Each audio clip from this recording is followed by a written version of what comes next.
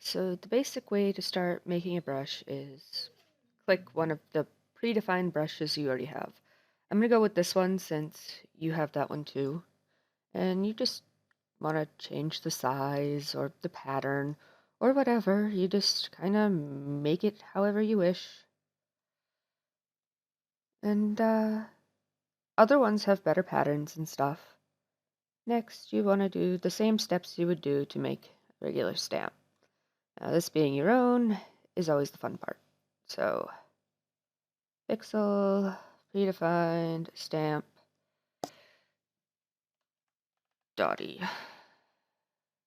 Okay, click, and just empty that.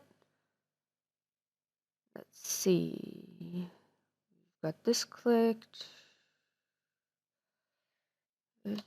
Dotty. Assign to tag. Ooh, that's a lot of different tags. Let's see. I don't think I can do that there.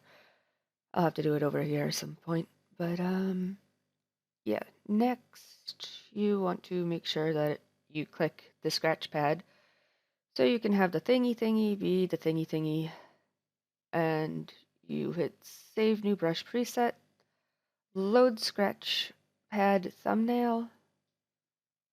Sometimes it says copy, just backspace, and save. Great. So now we want to go to deselect this, and now we have this.